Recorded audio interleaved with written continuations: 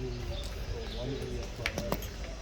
But they are just worried as to when is it going to get to them. So like to just introduce yourself to the community, then we can then speak with you later. And maybe introduce the rest of the team. Good morning, colleagues, leaders. My name is Tony Games from PRASA, responsible for stakeholder relations. I'm here with my colleagues.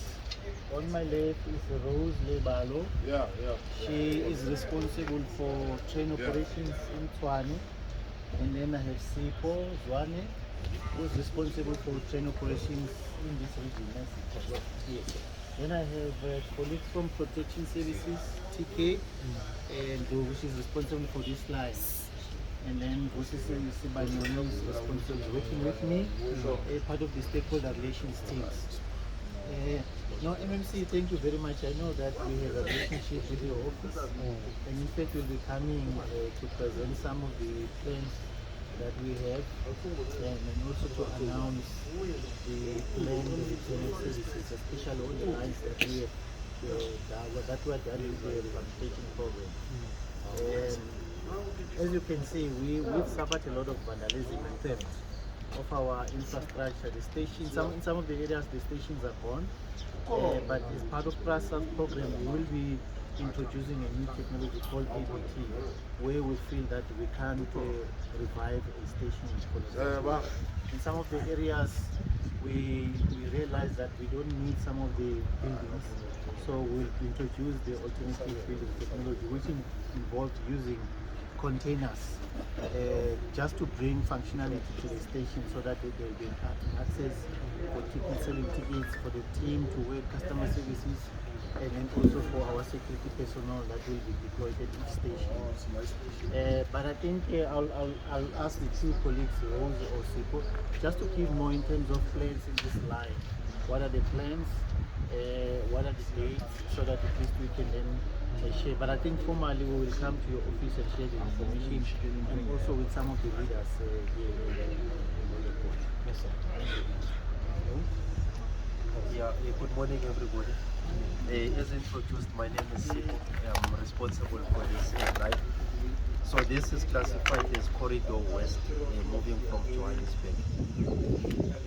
Without necessarily repeating what Tony has covered, but I just thought that it's important to unpack the infrastructure that we have lost. So for a train to move, we have what we call the overhead structure, which is basically your 3 kV cables. Those cables, they provide the current to the train, and that is generated through your transformers at the substations. Now we have experienced the attack on those cables. As you can see, there's nothing basically on the overhead. The substations were vandalized. In some instances, we have some theft and vandalism on the payway.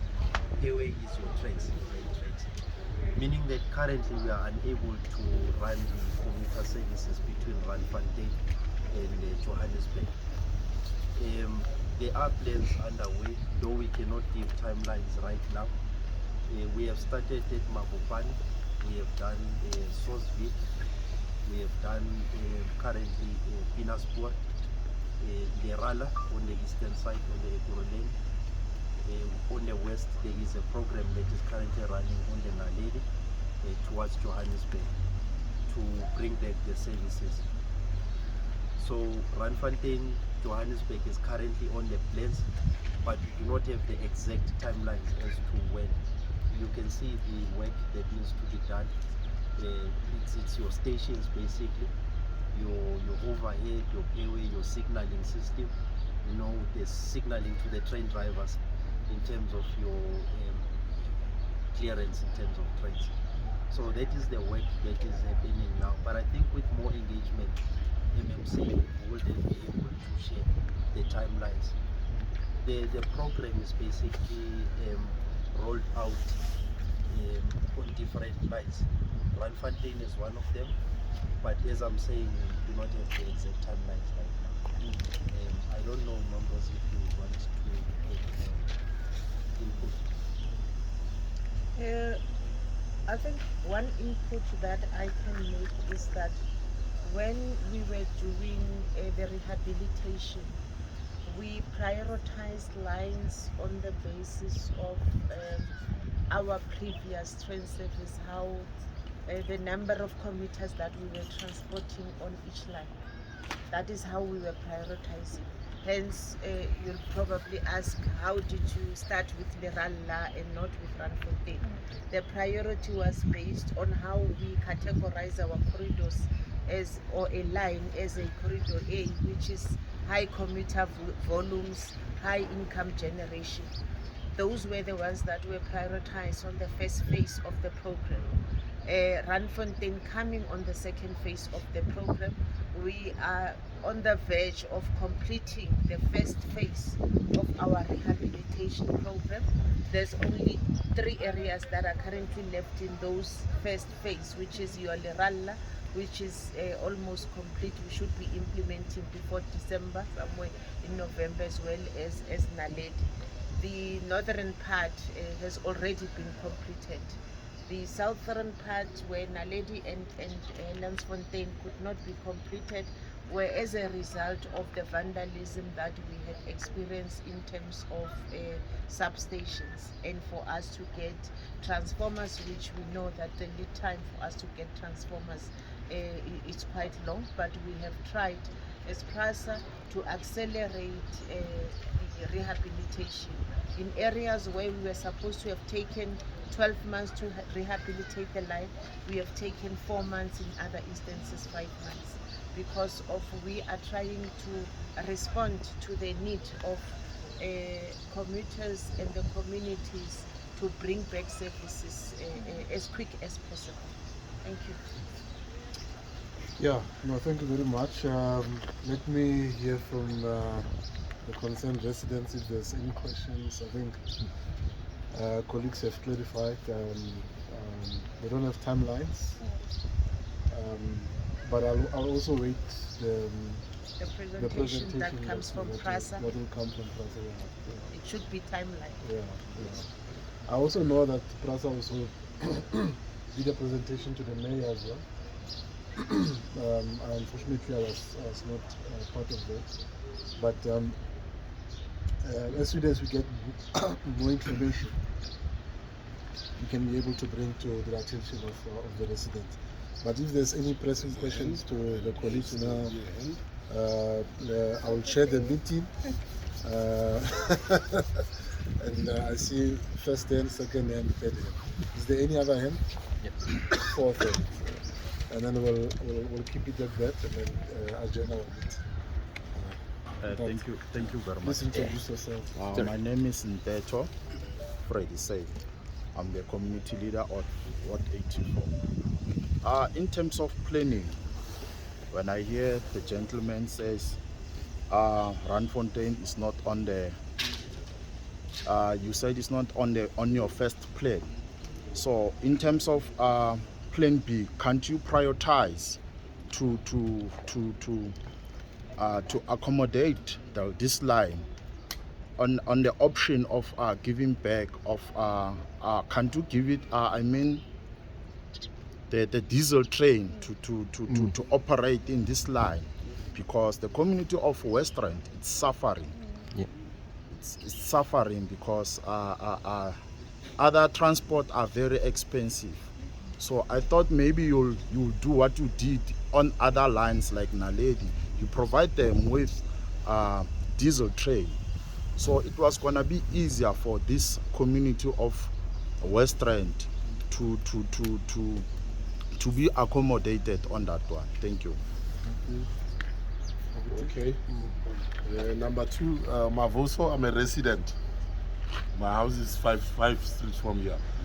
With regard to security point number 1 and number 2, I'm also coalescing with Comrade Nteto on that point. Our pairway, as you stated, we're still having Spoornet trains that are running on a daily basis. We're having a mini depot here, meaning our pairway, it is still intact. That is a point. Second point, it will be the diesel option of a transport mode where we need to be ferrying our people to and fro from, let's say, whatsoever, from Randfontein to Johannesburg and stuff. That won't be a problem. Looking at our buildings and infrastructure as such, it is not that much dilapidated as other stations, as we have noticed, or vandalized, as we have noticed. We can leave from here up until to Princess, after Princess going to Krugersdorp station. We still intact in that way. So I think if we can be given actually accommodated on that first phase of rehabilitation than waiting completely for the existing systems that are being put in place for them to be completed, then roll out second phase, then I don't know where Randfontein or West Rand it falls on that regard. I think we still having people that are willing to take up arms and guard, and you go further where the lady is staying, because we're doing patrols at night. We guarding, we even donated some money from our own pockets for security fencing for any kind of threat that might be like leaving station into our properties. The railway actually for security ways, it is probably I'll say 70%. Then I think we're making a point of getting attention on those couple of points that have been mentioned. Thank you. Yeah, thank you very much. Yeah, my name is Kulufelo. I'm the resident of Roodepoort. Let me firstly take this opportunity to welcome everybody, official and also the community. I'm just gonna be short.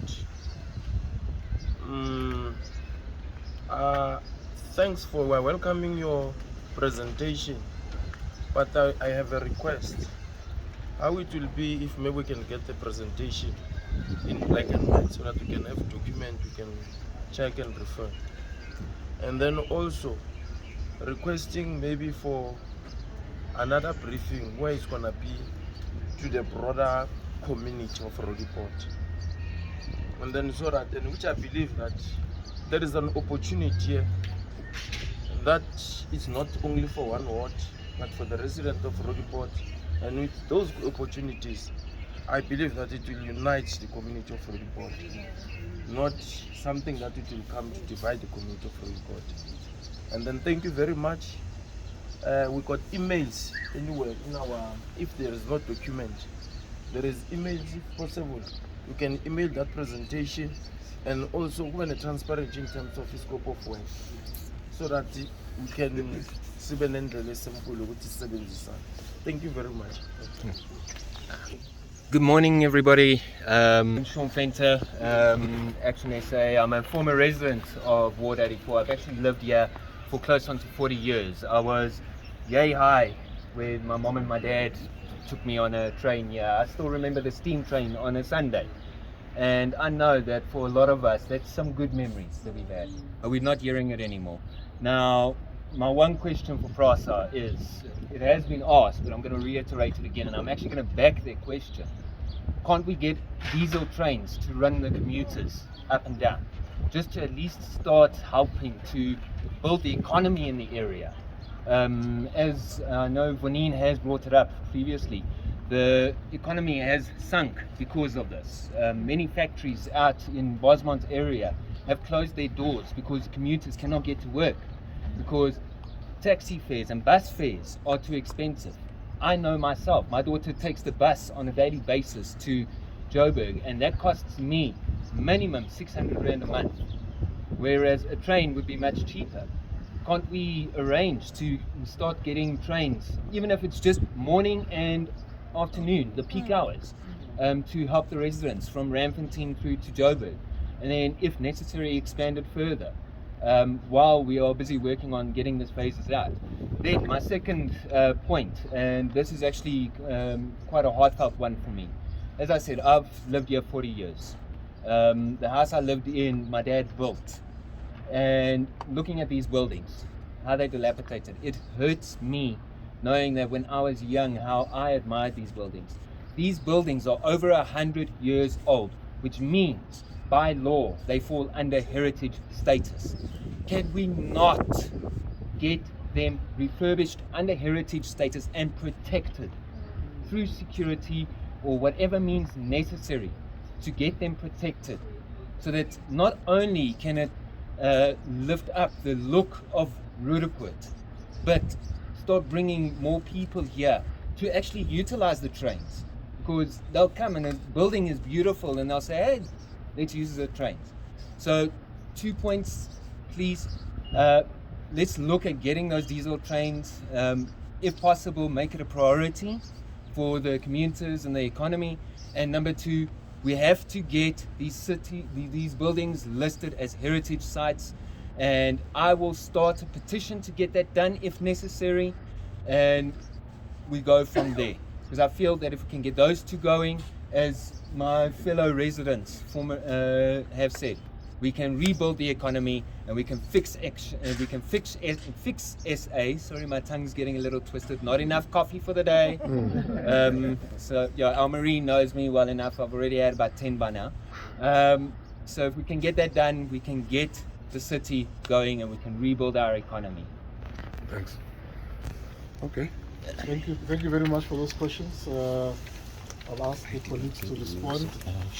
But I think the one about getting the presentation in writing, it's what we have already confirmed it will happen. We'll share it with you so that we can then share it with the other community. But I'm sure the colleagues from stakeholder will also take an opportunity to engage further with the community if that can be arranged through the ward councillor, through the community leaders. I'm sure they can be able to do so. But let them speak for themselves. Thanks, MMC. I think, colleagues, let me start by saying, based on the engagement that we just had now, all the comments, questions that just came through, it really makes one realize the importance of the service that is needed. It's a much needed service for the communities around Randfontein, through Roodepoort towards Johannesburg. MMC, I think based on our commitment to have a follow-up meeting with the presentation, please allow us to go back to the leadership with the presentation in terms of the request from the community. What we have seen, or maybe before we go there, what I just need to share is that PRASA is not having any locomotives that they own, basically. So maybe just to also share with you, the locomotives that we have seen running on the Naledi line were basically from mainline passenger service. They are not under Metrorail. So we just need to go back, present to our leadership, see what can we do to try and come back as soon as possible, MMC, whether it's doable or not. But I think looking at the long term of getting the OHTE back with the substations, it goes together with the stations. The whole idea is that once you start running the trains, then you get your stations up and running. Because naturally, if you were to repair your stations and there is no movement, you will go back to square one in terms of the vandalism. So you need to have an alignment of the train running, stations up and running. So that is basically the medium-term plan that we are looking at. But in terms of the short term, which is the diesel locomotive service, we will have to come back to MMC. I'm not sure. Yeah, I think the other thing is we will have to come back and assess the condition of the stations. Because if we decide to introduce a diesel service, which we call a limited service, it means it won't stop at all the stations. It will stop at those stations which are safe for commuters, because we have to ensure that we are providing a safe service. So we'll have to come back, assess each and every station, look at the condition, and then a decision will be made. Yeah, maybe if I may come in as well. As we have said, that Randfontein is on the second phase. but the urgent need to at least introduce a limited service is noted. The plans that are currently in place, or what the project team has been working on, it was on full rehabilitation of this line. Hence, the colleagues are saying, give us time to go back, reassess what is it that we can do quicker in the interim while we are working on the bigger plan. And then we will then come back and present and have those discussions around which stations can we stop, how many trains can we run, because diesel traction comes at a high cost because you need to refuel as well. We hire locomotives and then we refuel as well. So would normally, when we're running diesels, would either run in the morning, focus on people going to work and coming back from work to home. So those are the discussions that we'll have to go back, look at and see what can be done at the quickest possible time, so that we can just bring back the services. And I think we are also eager to bring back services. We've got employees that are employed in PRASA along this line that we cannot fully utilize. We transport them and use them in other areas. But it's also inconveniencing for them because they stay here, they work here, it is better for them. So it is also in our interest as PRASA to get all the lines up and running. All right, thank you very much, Thank you. Thank you, colleagues. I think that's quite a mouthful. So what will happen, as the colleagues have said, they will come back to us with an interim plan or a response to our interim plan. They have to go and speak to the powers that be, which is not me, it's the other ministers and other leaders at the national level. So once they've got a response, then they will communicate with us, we'll then give the information to you. But my understanding is that colleagues, you are going to do a presentation that talks broadly about Johannesburg to me. But we're going to arrange a presentation that talks about Roodepoort with the community. Because they've requested it. So I think as soon as you are ready, we'll then activate the community to arrange for that meeting, and then maybe come and do that presentation to them on your interim plans, or even the phase 2, if the interim plans are not being considered. So in that, colleagues, thank you very much. Much appreciated, leaders of the community, councillors who are here, for arranging this and asking us to come this way. And for PRASA as well, thank you, colleagues from the stakeholders department, for always being available to engage. It's not an easy job. I'm sure people everywhere, they're asking for you to come and give solutions to the challenges that we have. So thank you very much. The transport department that is here as well, thank you for joining us. And the rest of the community, thank you so much. Enjoy the rest of the day. Thank you, sir. Okay, thank you.